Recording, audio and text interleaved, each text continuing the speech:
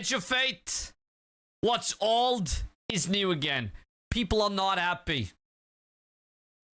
I say, let's take a look. Let's have a chat and see what's up. Welcome.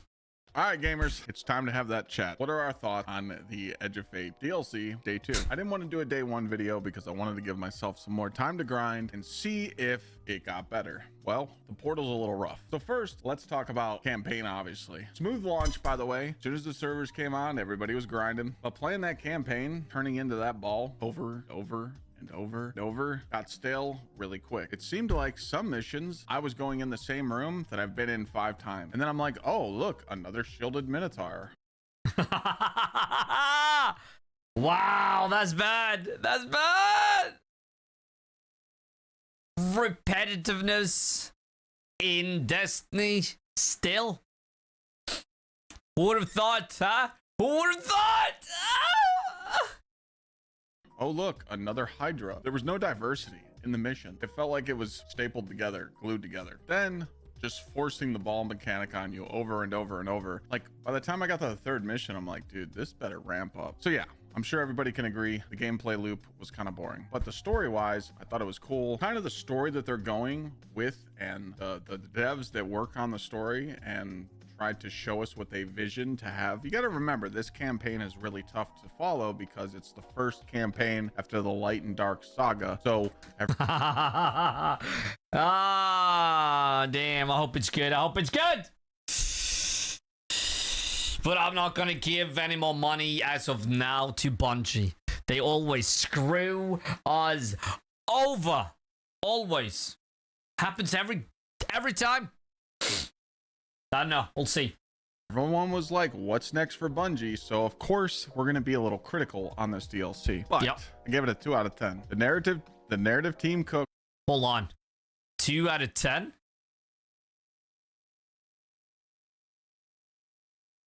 Did he just say he gave the campaign 2 out of 10? I had to stop a while ago, and they always fuck us over. There's always the content is always just a reskin of old content. The new is always the old. Wow, shit. That's just damn. But I give it the 2 out of 10. The only thing that's worse is Curse of Osiris. I know some people might not like that opinion. Holy shit. So it's almost just as bad as Curse of Osiris. I thought Bungie had been cooking, but woo! But the ball mechanic and just replayability of those. A lot of people have been hating on the ball content, on the ball part of the campaign, and I totally get that. When you turn into a ball and have to do puzzles over and over and over and over again, I totally get it. This is, of course, just one man's opinion. So take everything he says with a grain of salt, because maybe you'll like it. I don't know. We'll see. We won't see because I won't play it. But hey, let's continue. Same missions over and over. It was just not fun. And also, not being able to have a sparrow. It felt like I was in base D2 at the game and I was walking around IO with no sparrow, just jumping and jumping. I hate not having a sparrow. And I know you could just keep turning into the ball, but you do so much of the ball in the mission, you don't want to turn into the ball no more. When I finished the campaign, I had to get off Kepler. I literally had to go do something else on the portal because I was so sick of that mechanic. So after the campaign, I remember seeing this screenshot, so I pulled it up. It's like, okay, now we got Project Graviton awaits, which is the exotic quest for the hand cannon. People have told me that one is decent. The final step requires you to do sieve, and you have to wait for that mechanic to that event to pop up. The world tiers. So I actually went up in the higher tiers and I was trying them. They're not really that much fun until you're kitted for them, obviously. It was cool. I think it's great with world tiers, but at the same time, it can't just be about difficulty. You know, then you know it will suck.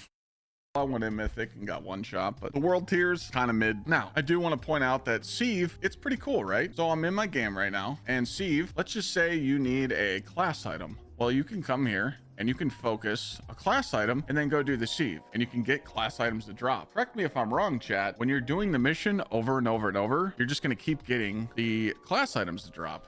So once you get the drop that you wanted, because you're looking at your character and you're like, okay, class item's kind of below my power level, there's no reason for you to keep playing it if you're just going to keep getting class item over and over and over and over. That's what happened to me yesterday. I was actually in the event, and I think we did 5 boss kills and 4 of the drops were class items. I only needed 1 because then I needed other stuff, you know? So the focusing, I get it. But that's what you're supposed to do on Kepler. You're supposed to be like, all right, now I need a heavy. So now you focus the machine gun, you open up your map, and you go do a quest, and then at the end of the quest, it's going to drop a machine gun, hopefully. And that's what all these quests are for you to do after the campaign. But then I look at stuff like this. Okay. Here, it's temple. And then it gets mission, weekly story mission. I keep first thing, that's awesome. I pressed the button. I jumped like way ahead.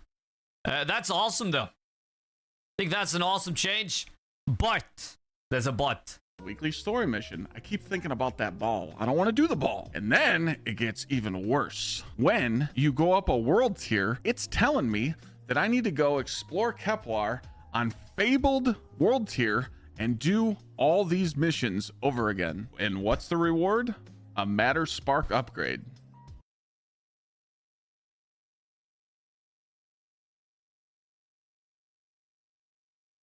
So when... What? So you do all these missions. Okay, now I feel ready for a new world tier. Oh, no. Before you do that, you have to do this mission and you have to do everything again. And I bet you, if you want to move up in world tier again, you have to do the same ass thing again. And all you get is Matter Spark. Wow. Bungie, what the hell have you been doing? What? They don't take any chances anymore. They go too safe.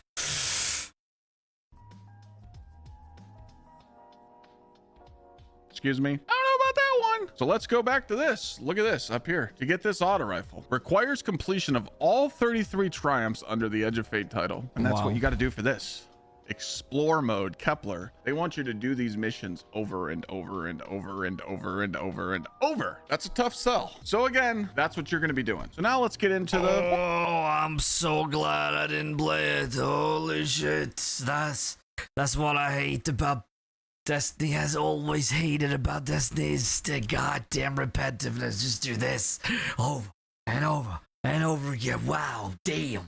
Portal stuff, right? Portal, you see the portal on your screen, you're like, man, this looks cool, right? You got quick play options right here. Sorry for my camera covering up, but you get the gist of it. So let's go look at solo. Oh, so I can do all this stuff. This is all old stuff. I've done a solo op. It's decent, but you know, hey, whatever. Okay, so let's go to the fire team stuff now. We got quick play, advanced, expert, inverted spire, glassway, technocrat, empire hunts, and then, oh, Battlegrounds, we love those. And then you got Savage Inspire. More Battlegrounds, we love those. Holy shit. They're the best ones. But how many times have we done Battlegrounds?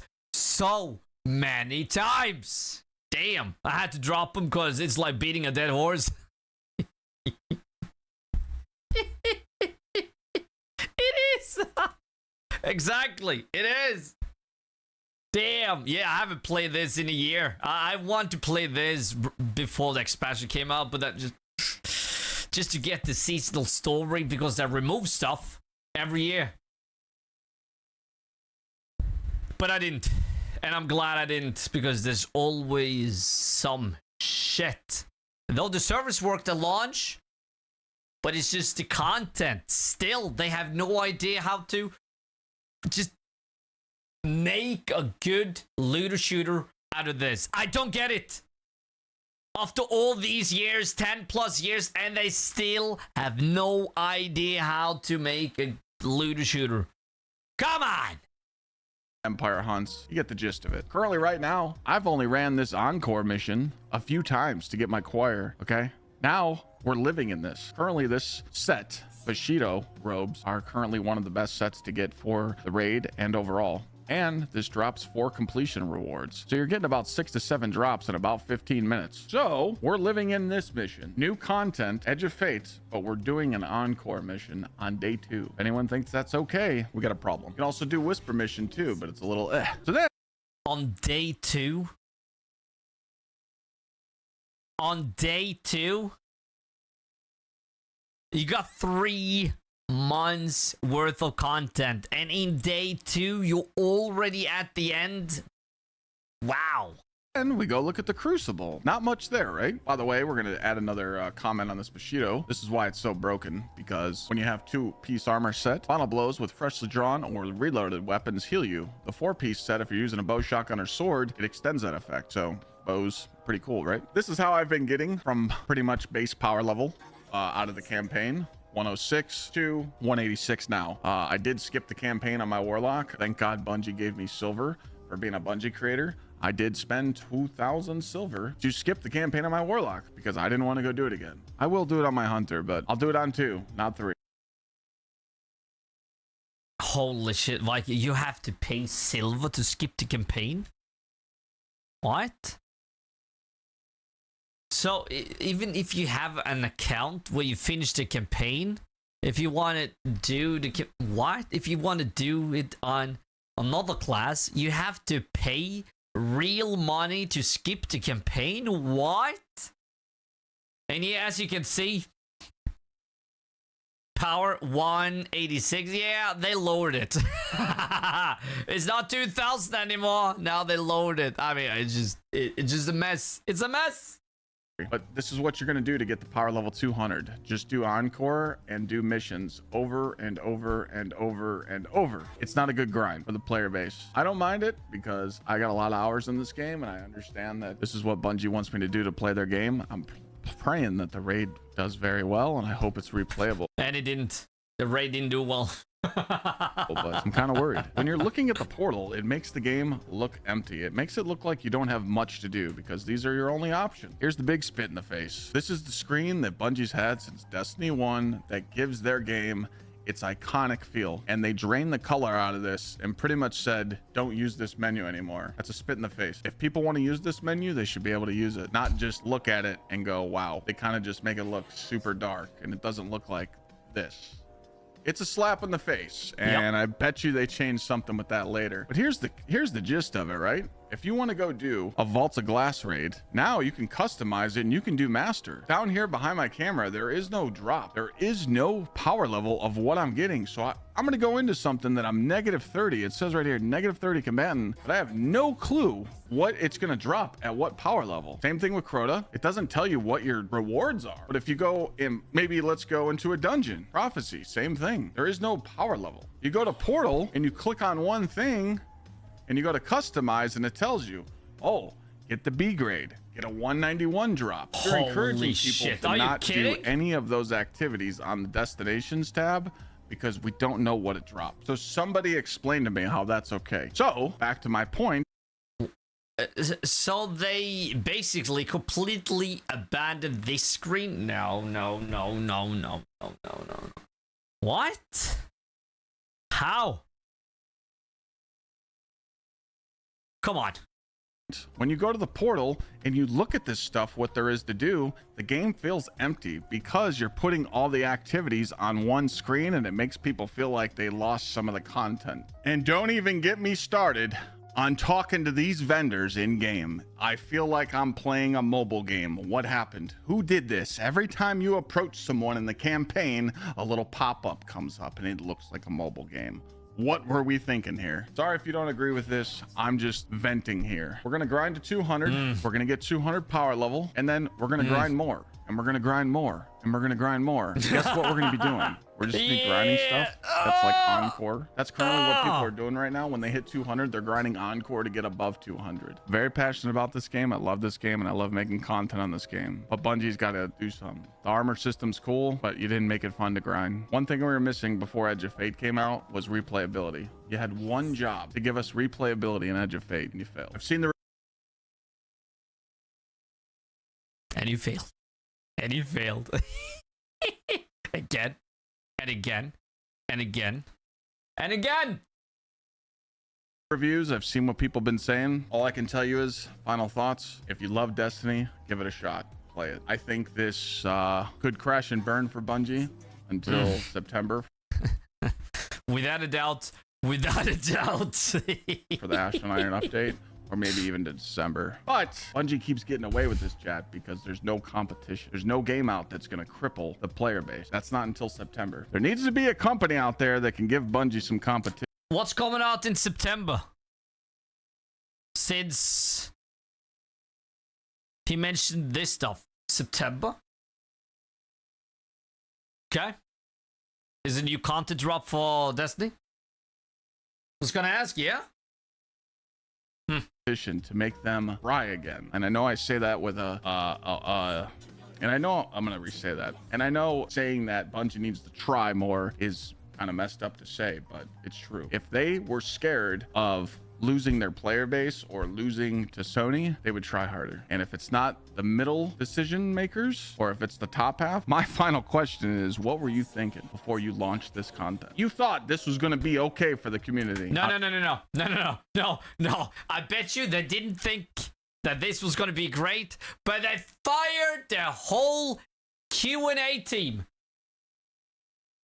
What the hell do you think's going to happen if you got no people, no staff, no freaking people to test the content out before you release it? What the hell do you think is gonna happen? Come on.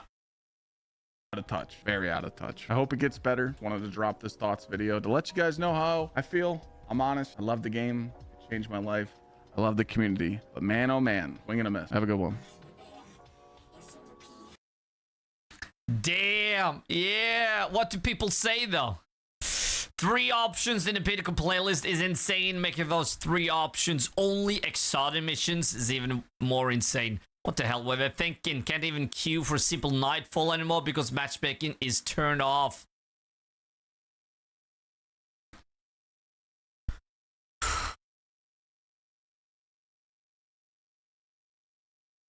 Damn.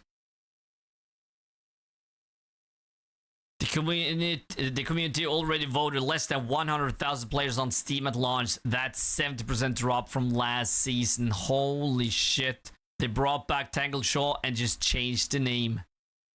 The amount of reused assets as bosses and just enlarged Minotaurs, Servitors, and Hydras as bosses pissed me off. I'm glad. I'm so glad that I didn't buy this shit.